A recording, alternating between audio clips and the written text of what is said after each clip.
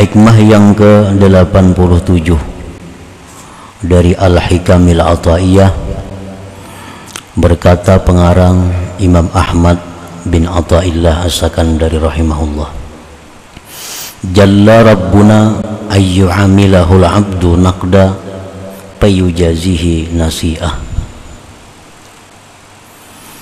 yang artinya maha besar Tuhan kita bahwa beramal akan dia oleh seorang hamba nakda segera,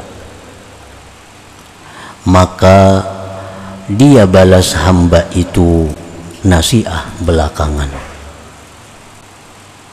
Itulah artinya terjemahnya hikmah yang ke-87 ini. Maha besar Tuhan kita bahwa beramal akan dia oleh hamba segera, maka dia balas hamba itu belakangan.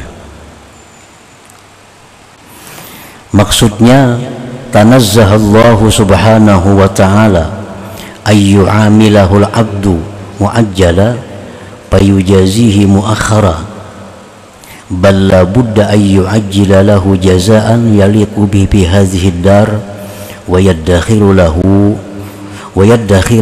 ma yaliqu bihi bidaril akhirah.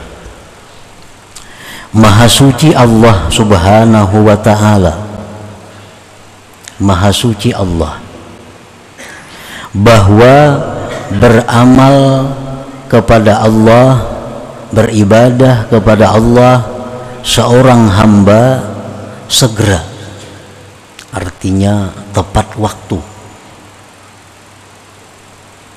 maka Allah membalasnya itu belakangan. Itu mustahil bagi Allah demikian. Artinya Allah menyuruh kita sembahyang tepat waktu, puasa tepat waktu, zakat tepat waktu, lain-lainnya Allah perintahkan kepada kita beribadah tepat waktu. Tetapi Allah membalas nanti di akhirat, itu mustahil. Kalau sesuai dengan nama Allah Al-Karim,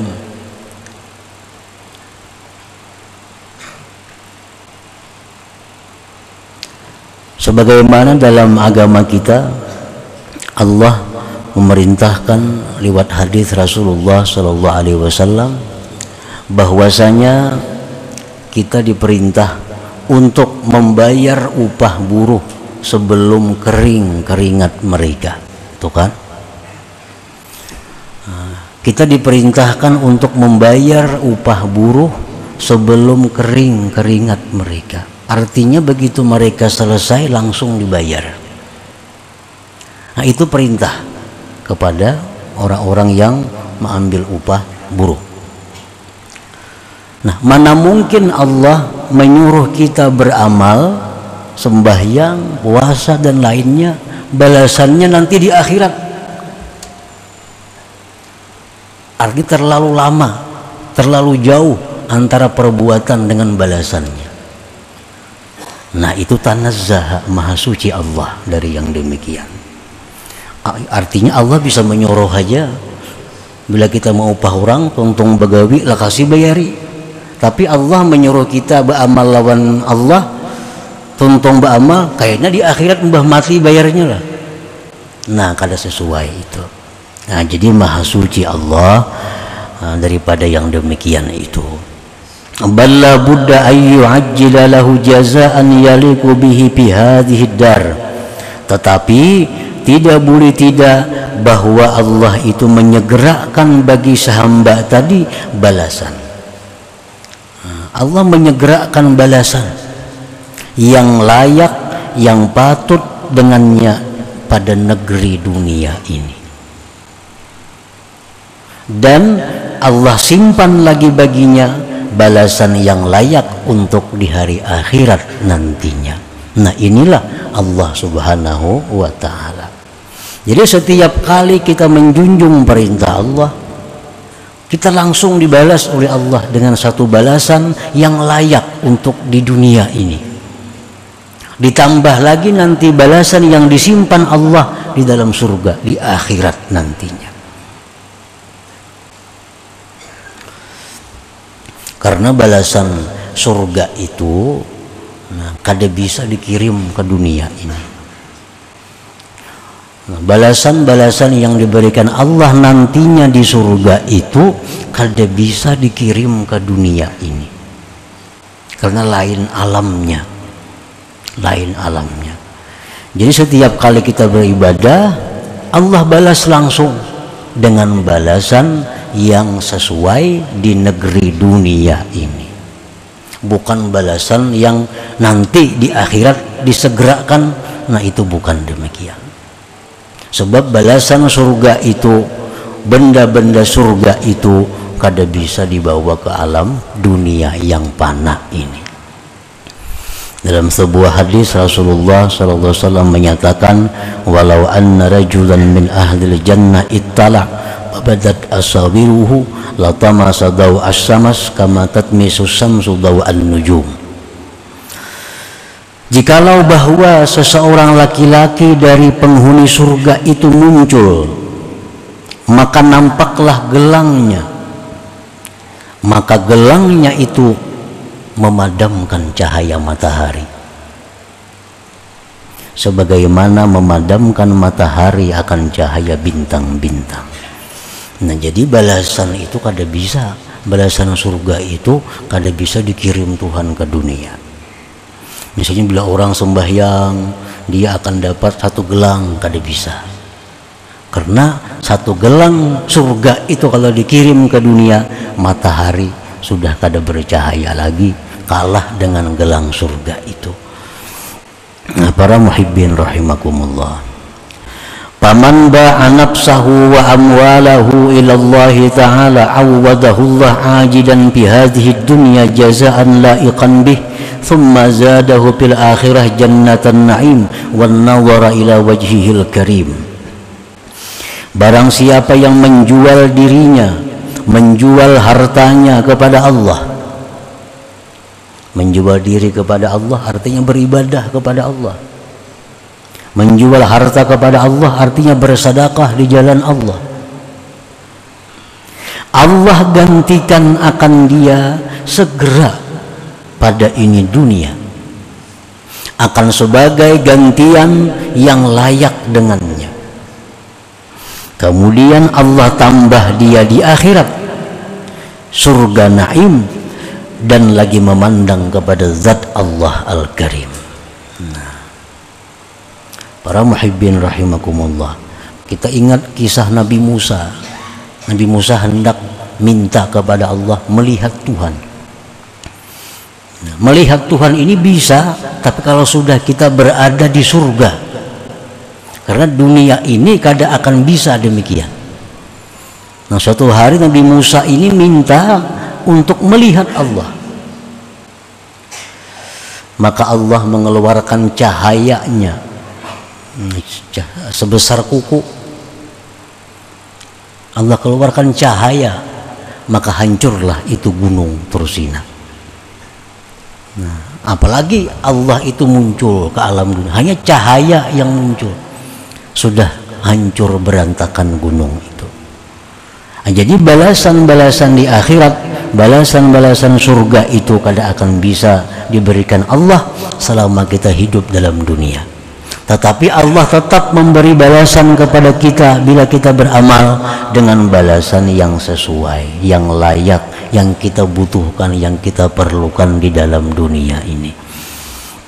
Nah, para muhibbin rahimakumullah,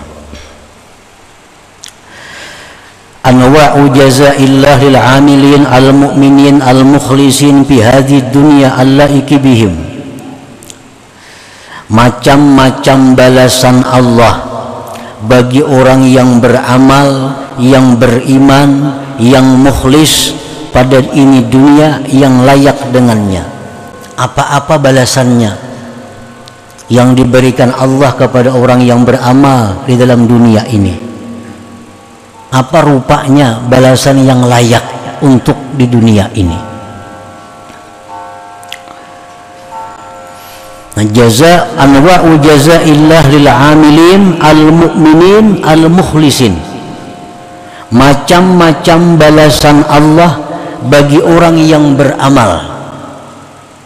Orang yang beramal ini syaratnya orang yang beriman. Yang kedua syaratnya ikhlas. Nah, kalau tidak ada dua itu balasannya kada ada, baik dunia atau akhirat. Kita beribadah tapi kada didasari iman, kada ada balasannya baik di dunia atau di akhirat. Kita beribadah tapi kada ikhlas, kada ada balasannya baik dunia apalagi akhirat. Kita lihat hadis-hadis Rasulullah, man shama ramadhana imanan wahtisaban. Nah, barang siapa puasa bulan Ramadan hal keadaan dia beriman, hal keadaan dia ikhlas. Nah, ada lagi hadis man qama Ramadan, siapa yang beribadah pada bulan puasa imanan wahtisaba, iman dan ikhlas. Itu kuncinya seluruh amal perbuatan, iman dan ikhlas. Kalau dua itu kada ada, amal kada berarti. Orang munafik mereka beramal, sembahyang berjamaah, bayar zakat. Orang munafik berperang 4 jua, tapi mereka kada ada balasan. Bahkan Allah menyatakan innal munafikin bidarkil asfal min jahannam. Orang munafik itu di dasar yang paling bawah dari jahannam. Maka mereka sembahyang, puasa. Kenapa? Karena mereka sembahyang puasa tanpa didasari iman. Nah, tanpa didasari iman. Mereka hanya ikut sembahyang agar bisa disebut orang sembahyang. Mereka ikut berjuang fisabilillah agar selamat daripada celaan orang. Nah, tanpa didasari iman dan keikhlasan. Jadi balasan ibadah di dunia dan di akhirat itu terkait dengan iman dan ikhlas. Macam-macam balasan Allah yang patut diberikan di dalam dunia ini. Pertama, al-hayatut tayyibah, kehidupan yang baik. Allah berfirman, man amila salihan min zakarin aw untha wa huwa mu'min falanuhyiyannahu hayatan tayyibah. Barang siapa yang beramal saleh, laki-laki atau perempuan, dan dia beriman, kami berikan dia kehidupan yang baik. Nah, kehidupan yang baik itu adalah balasan yang disegerakan Allah di dalam dunia ini kepada orang-orang yang beribadah kepada Allah. Apa kehidupan yang baik itu? Bagaimana kehidupan ini disebut baik? Para ahli tafsir menyatakan 5 hal. Bila 5 hal ini ada pada diri kita, berarti kehidupan kita kehidupan yang baik. Pertama, ar-rizqul halalut tayyib, rezeki yang halal yang baik. Nah, orang yang beramal ibadah dalam dunia akan diberi Allah balasan segera dalam dunia pula. Balasan yang pertama adalah rezeki yang halal yang baik. Rezeki itu halal baik. Sebab ada rezeki yang halal tapi tidak baik. Ada rezeki yang halal tapi tidak baik. Contohnya, orang bekerja pekerjaan yang halal, misal bertani, beternak. Tetapi dalam bertani, beternak, mereka meninggalkan keperduan-keperduan mereka. Sembahyang kada sempat, beribadah ini kada sempat karena kesibukan dalam pertaniannya dan peternakannya atau perdagangannya. Padahal hasil bertani itu halal, beternak itu halal, berdagang itu halal, tapi tidak baik. Kenapa? Karena dalam melaksanakannya mereka melalaikan perintah Allah Subhanahu wa ta'ala. Halal tapi tidak baik. Yang kedua, yang halal tidak baik adalah harta yang baik yang halal, harta halal, dagang contohnya tadi, bertani, beternak, tetapi keuntungan hasilnya itu mereka gunakan untuk maksiat kepada Allah. Nah ini halal tapi tidak baik.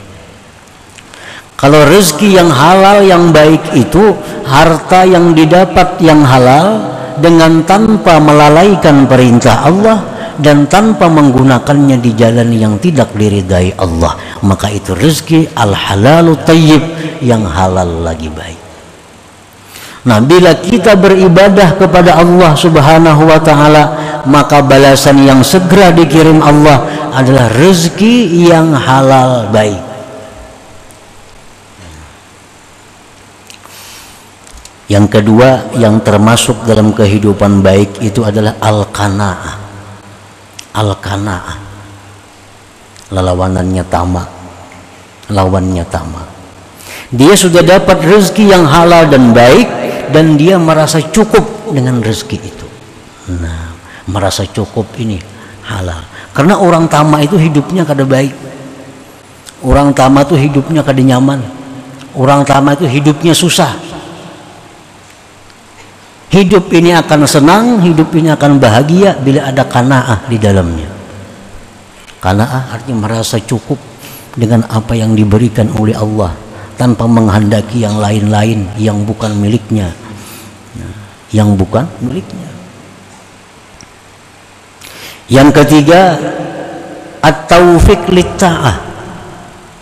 Diberi kemudahan untuk taat kepada Allah. Ini balasan ibadah. Yang keempat, halawatul ibadah, manisnya ibadah, nikmat dalam beribadah. Yang kelima, al-ma'rifatu billah, ma'rifat dengan Allah. Nah, ini yang dimaksud dengan hayatan thayyibah, kehidupan yang baik itu.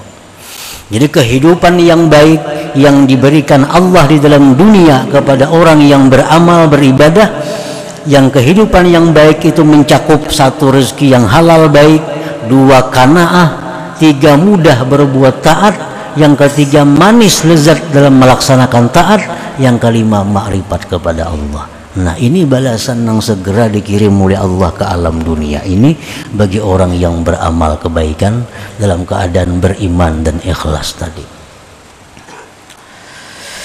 Nah, wa minha, dan setengahnya lagi balasan yang layak yang dikirim Allah kepada orang-orang yang beribadah dalam dunia. Al-makhraj minasyada'id, keluar. Nah, ada jalan keluar dari setiap kali kesulitan-kesulitan. Orang yang ahli ibadat itu hidupnya tidak akan menemui kesulitan-kesulitan, melainkan ada jalan keluarnya. Nah, ini balasan yang dikirim Allah yang segera kepada orang yang ahli ibadat itu. Hidupnya ada susah, tapi pasti ada jalan keluarnya. Kada ada buntu, pasti ada jalan keluar. Allah Subhanahu wa taala berfirman, "Wa may yattaqillaha yaj'al lahu makhraja wa yarzuqhu min haitsu la yahtasib." Siapa yang takwa kepada Allah, artinya menjunjung perintah Allah, menjauhi larangan Allah, Allah jadikan baginya jalan keluar dari setiap kesulitan, dan Allah berikan dia rezeki yang tidak terduga-duga.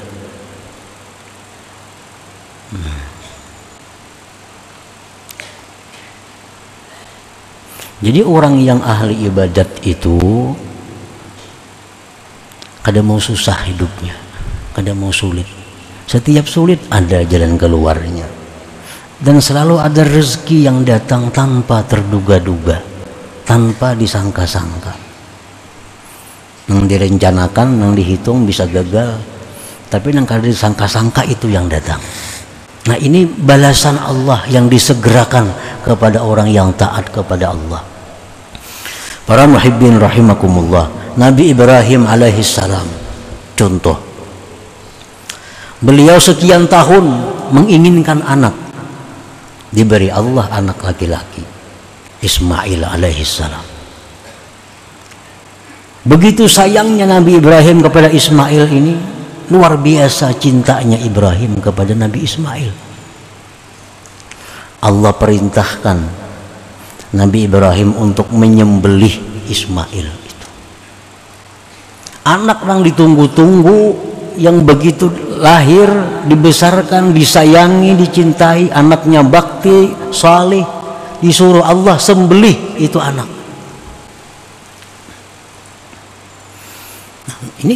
Ini perintah Allah, perintah Allah, dan ini sulit.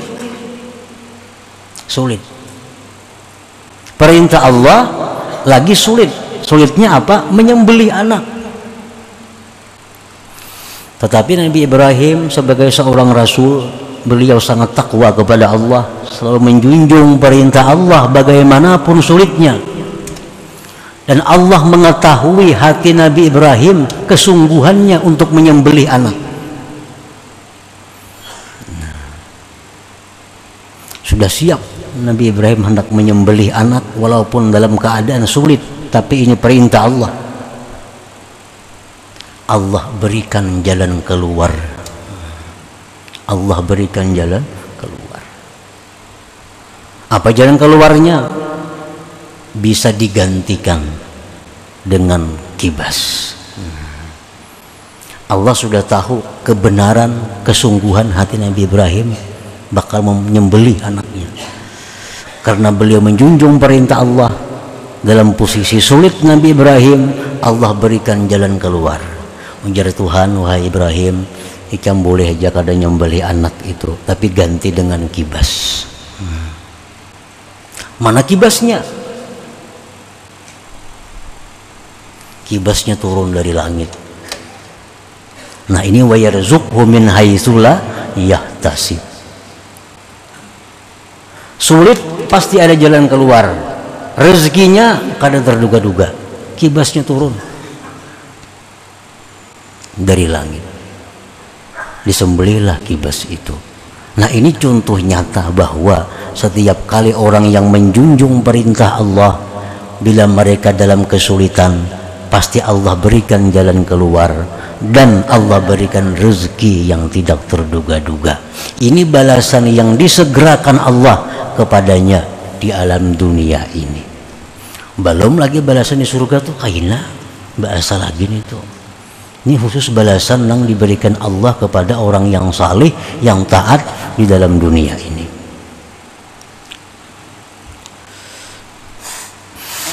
Wa minha, dan setengah lagi balasan yang layak, yang patut, yang bisa diberikan Allah ke alam dunia bagi orang-orang yang taat kepada Allah, al-yusru fil umur, kemudahan dalam segala perkara.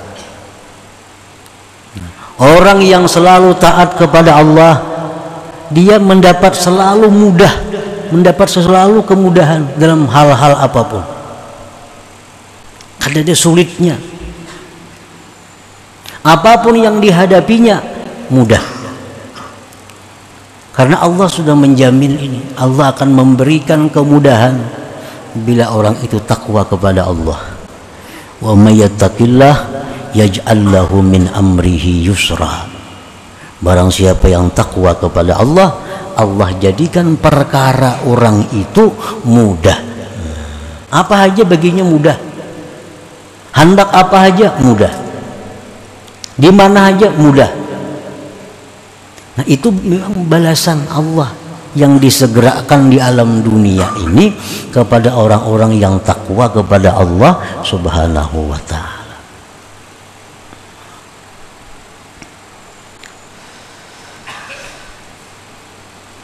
Wa minha, dan setengahnya lagi ghufranuz dzunub, diampuni dosa. Orang yang beramal ibadah kepada Allah dibalas langsung oleh Allah di alam dunia dengan pengampunan dosa. Dengan pengampunan dosa. Ini balasan yang layak yang dikirim Allah ke alam dunia ini. Wa may yattaqillah yukaffir anhu sayyi'atihi. Allah berfirman, barang siapa yang takwa kepada Allah, maka Allah akan hapus dosa-dosanya. Nah, para muhibbin rahimakumullah, jadi Allah subhanahu wa ta'ala itu artinya kada mau menyuruh kita bekerja, menyuruh kita beramal, tapi balasannya kena imbah mati aja kada mau. Itu langsung dikirim Allah balasannya di dunia ini juga, tapi balasan yang layak untuk inya di dalam dunia ini, bukan balasan dikirim berupa barang-barang surga kada, atau dikirim bidadari ke dalam dunia, kada mungkin. Itu kada mungkin. Kalau dikirim bidadari ke alam dunia ini, maka perempuan-perempuan dunia tidak akan laku lagi selama-lamanya.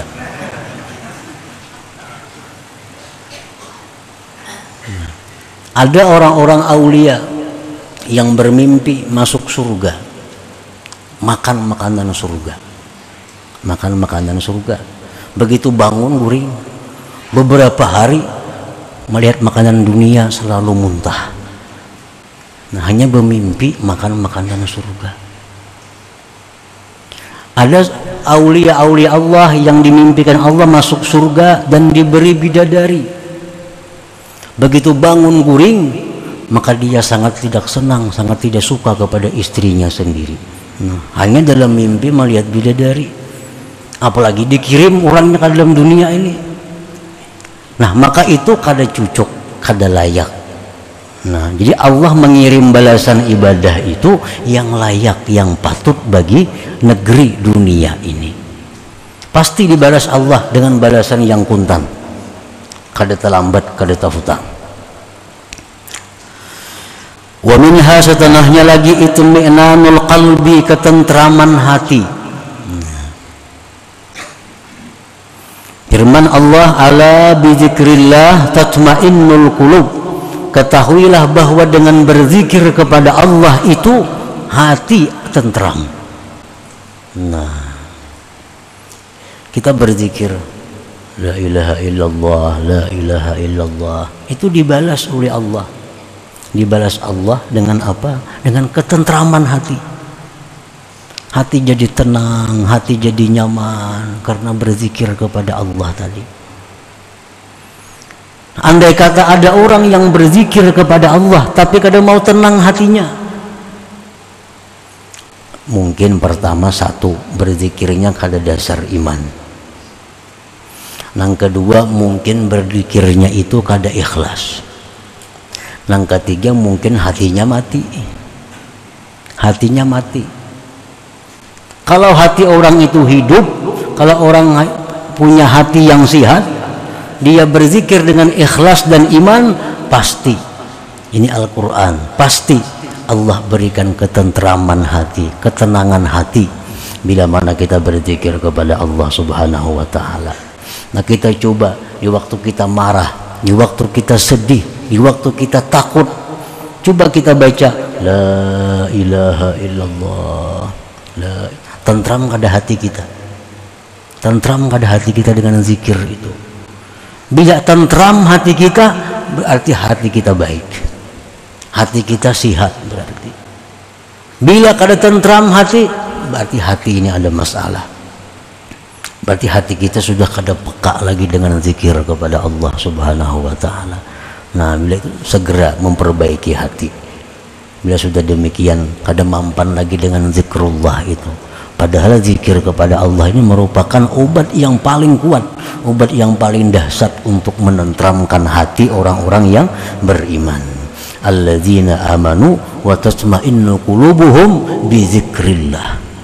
Orang-orang yang beriman itu hati mereka pasti akan tentram dengan berzikir kepada Allah subhanahu wa ta'ala. Nah, itu balasan zikir kita. Kita berzikir, Allah langsung balas dengan ketentraman hati. Balasan yang lainnya, imbah mati kena di surga. Nah, kada kawa dikirim sekarang ke alam dunia ini. Nah, para muhibbin rahimakumullah, banyak lagi macam-macamnya balasan yang dikirim Allah ke dalam dunia ini yang patut, yang layak kita terima selama kita hidup di alam dunia ini. Namun contoh-contoh tadi sudah membuktikan bahwa Allah Subhanahu wa taala kada akan berhutang untuk membalas amal ibadah yang kita tujukan kepada Allah Subhanahu wa taala.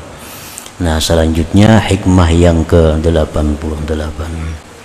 Ila hadratin Nabi sallallahu alaihi wasallam. Al-Fatihah. Bismillahirrahmanirrahim.